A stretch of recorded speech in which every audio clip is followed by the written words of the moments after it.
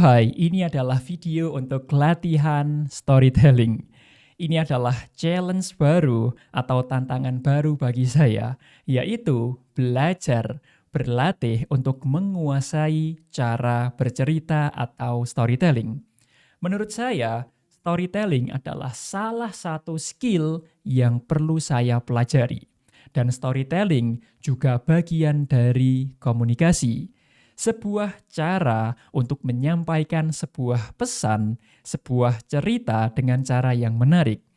Dan hari ini saya ingin berlatih bercerita, yaitu cara untuk menurunkan lemak dan membangun otot secara bersamaan.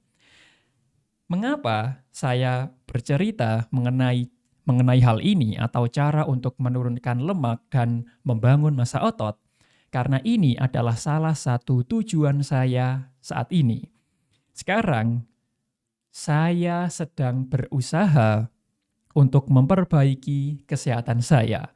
Dan salah satu caranya adalah untuk menurunkan lemak dan membangun massa otot. Ketika lemak saya turun dan otot saya naik, sudah pasti kesehatan saya juga akan naik. Dan hari ini saya belajar cara untuk menurunkan lemak dan membangun massa otot secara bersamaan. Dan saya belajar dari YouTuber, namanya adalah Bang Delonik Sanjaya. Dan di sini saya sudah mencatat 5 poin penting, 5 cara untuk menurunkan lemak dan membangun muscle atau membangun otot secara bersamaan. Yang pertama adalah cukupi protein harian. Kita harus tahu bahwa protein adalah salah satu nutrisi yang sangat penting ketika membangun massa otot. Karena protein adalah bahan baku untuk memperbaiki otot, untuk menjaga otot, dan juga untuk memperbesar, memperkuat otot kita. Dan di sini sebenarnya banyak sekali referensi mengenai berapa banyak protein yang perlu kita konsumsi. Tetapi saya menyimpulkan bahwa protein harian yang perlu kita konsumsi jumlahnya adalah 1-2 dikali berat badan kita. Artinya ketika berat badan saya itu 60 kg, maka saya harus berusaha untuk mengkonsumsi protein sekitar 60-120 gram setiap harinya. Dan poin kedua adalah jangan lupa defisit kalori.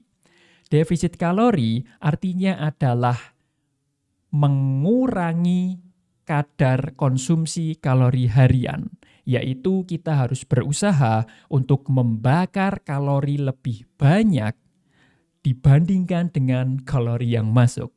Dan di sini defisit kalori yang saya maksud bukan defisit kalori yang ekstrim, bukan mengurangi 500 gram protein, 500 gram kalori, bukan juga mengurangi 1000 kalori setiap harinya, bukan defisit kalori yang ekstrim, tetapi defisit kalori dalam jumlah yang tidak terlalu banyak, hanya 100-200 setiap harinya, tapi dilakukan secara konsisten.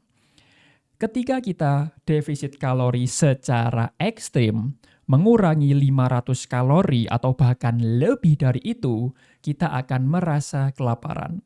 Dan bisa jadi hari besoknya kita akan berhenti dan kita akan kalap yang harusnya mengurangi kalori, tapi justru malah menambah kalori. Jadi, kita harus fokus untuk jangka panjang, bukan hanya jangka pendek.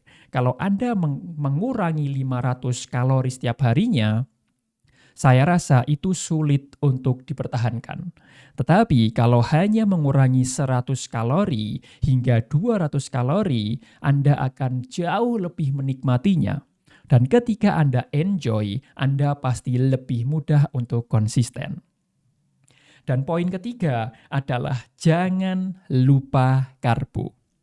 Karbo itu penting, tetapi kita harus memperhatikan jumlah karbohidrat yang kita konsumsi.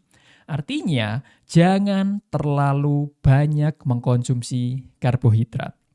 Karbohidrat adalah sumber tenaga. Dan bagi saya sendiri, saya tetap mengkonsumsi karbohidrat. Tetapi saya hanya mengkonsumsi karbohidrat sebagai pre-workout meal.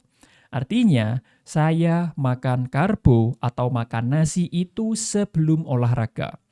Dan selain itu, saya tidak makan karbohidrat. Oke? Dan poin keempat adalah jangan lupa latihan dengan metode progressive overload. Kalau Anda ingin bangun muscle, Anda pengen bicepnya gede, pengen tricepnya gede, pengen chestnya gede, backnya lebar, ya mau tidak mau Anda harus latihan. Saya juga belajar, ada pepatah yang bilang bahwa if you don't use it, you will lose it. Artinya adalah ketika Anda tidak menggunakan otot Anda, ketika Anda tidak melatih otot Anda, maka otot Anda akan hilang. Bukan hilang sepenuhnya, tapi bisa lebih lemah, lebih kecil, dan masih banyak lagi. Oke? If you don't use it, you will lose it. Jadi, jangan lupa latihan menggunakan progressive overload.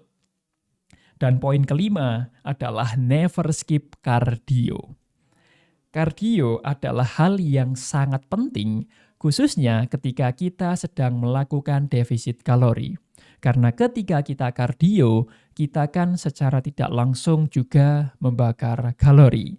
Dan cardio di sini yang saya maksud adalah cardio dalam zona 2. Heart rate-nya tidak terlalu tinggi, tapi masih cukup nyaman untuk dilakukan. Dan durasi kardio itu bisa bermacam-macam. Saya sendiri menargetkan setidaknya melakukan kardio 1 jam dalam 1 minggu. Artinya, kalau saya nge-gym 5-6 kali per minggu, saya akan menutup sesi gym saya dengan kardio selama 10 menit sampai 15 menit tiap sesi. 1 jam kardio setiap minggunya itu adalah hal yang penting dalam fase defisit kalori. So, itu adalah latihan saya dalam bercerita. Saya sudah bercerita mengenai cara atau hal yang saya pelajari untuk menurunkan massa lemak dan meningkatkan massa otot. Caranya adalah cukupi protein, defisit kalori, tetap makan karbo dalam jumlah yang tidak terlalu banyak. Yang keempat adalah latihan menggunakan progressive overload. Dan yang kelima adalah jangan tinggalkan kardio. Thank you for watching this video. And saya Andre, saya bisa sukses dan memang akan sukses. Sampai jumpa di video lainnya.